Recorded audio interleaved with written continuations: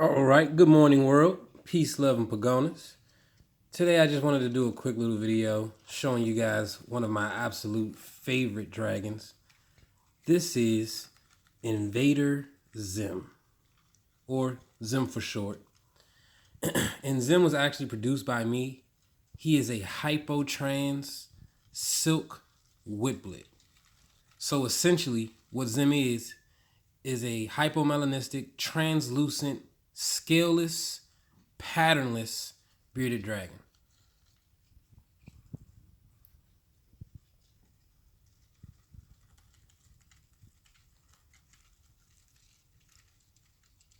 And this guy is one dragon that I can say that I will never, ever part with.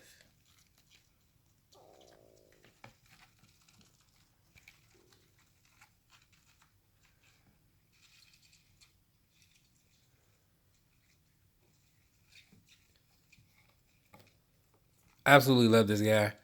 Like I said, I raised his parents up from hatchlings, bred them together, and hatched this guy out from an egg.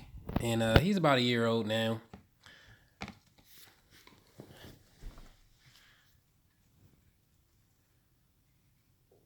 Don't really have any intentions of breeding this guy. I mean, if he gets up to breeding size within this year here, then yeah, it is definitely, a possibility. But if not, I'm still not concerned with it. I like I said, I really don't care whether I breed him or not. I actually just love looking at this guy. And see, that's one of the beautiful things about a Witblit. A Witblit is a patternless bearded dragon. It's a recessive gene. It's a lot like the Zero bearded dragon, but the difference between the Zero and Witblit bearded dragon is a Witblit doesn't retain pattern, but can retain color, as you see here on Zim, it's full of color. And a Zero can't retain pattern or color, hence the name Zero. Zero pattern, zero color. I like the Witblit gene a lot more than I like the Zero gene, honestly, and that's just my personal preference because I feel like the Witblit gene has a lot more potential as far as what it can produce because it can retain color. You know what I mean? You can go in the yellow direction, the red direction. I've seen all kinds of Witblits. It's a lot of people out here doing great work with Witblits, like KP or KP's Critters, Kavong Fa, and Peter Corona. Of course, Phantom Dragons, Josh D. It's a lot of people I've seen doing great things with the Witblit bearded dragon. But I would definitely say the Witblit bearded dragon is one of our specialties. I don't know of anyone else to have produced a HypoTrans silk Witblit in the U.S. I do know of one other person who had did it overseas. Can't remember the name of the breeder. But I haven't seen any updates of it since it was a hatchling, so I don't know if he sold it or what. But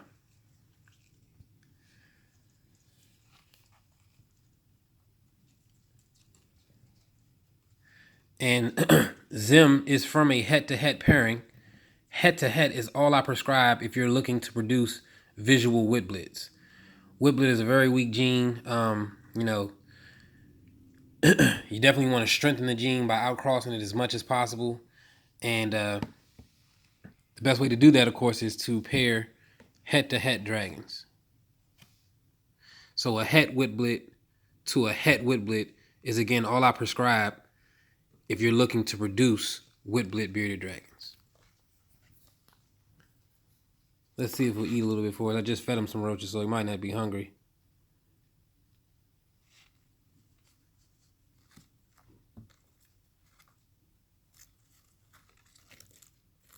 Yeah, I guess he is.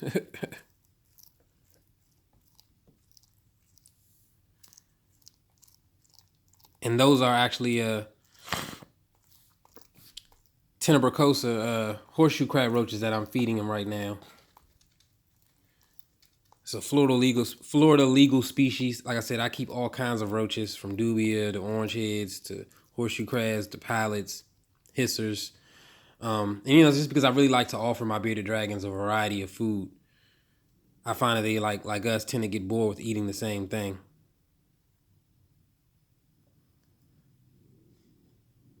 Zim's favorite food It's definitely roaches. When I go to trade shows all the time, people ask me like, "Wow, I've never seen dragons so big. What do you feed your dragons?" And I always joke with them and say, steak and shrimp. Roaches are definitely what I would consider the steak when talking about steak and shrimp and feeding your bearded dragon.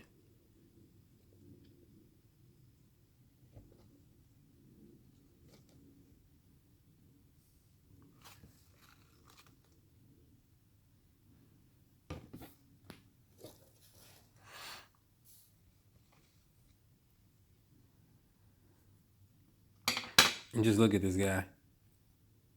Now, I won't lie to you. The care for Zim is a lot more demanding than the care for a normal bearded dragon.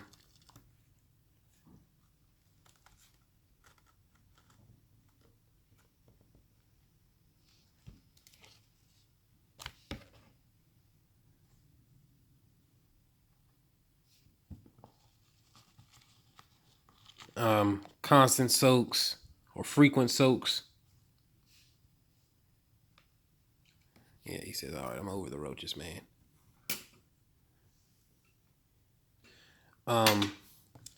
Lubricating the skin, because these guys are, like I said, scaleless, so they can sometimes have problems or difficulty shedding. If you look at Zim's tail, you notice there's a small piece of it that is missing, of course, and that's not actually from a nip. That's actually from inexperience. When I first hatched out Zim, lubricating his skin, I just rubbed it a little too hard when he was younger, and it peeled off some of the skin and caused the that part of the tail to fall off.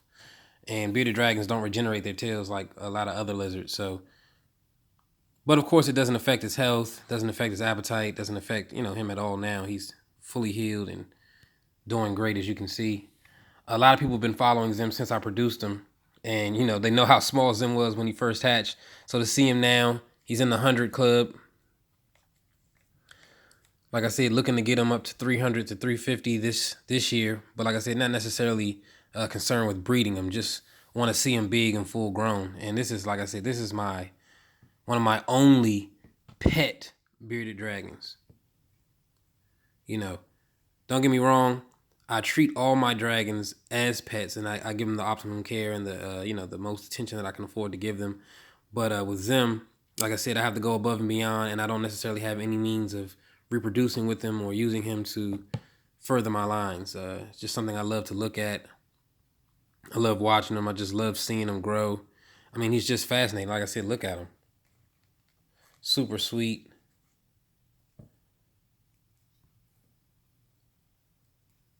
His sister is Poison Ivy. I always joke and say that's my girlfriend.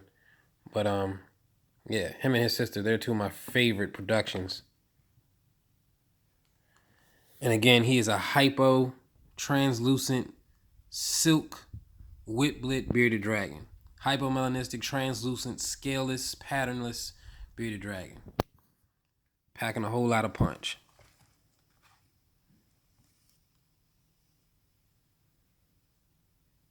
Try to focus in on here for you guys so you can see it.